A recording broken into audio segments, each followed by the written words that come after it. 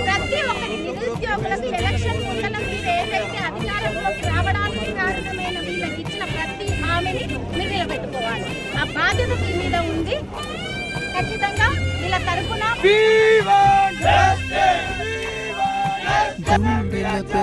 వేసుకున్న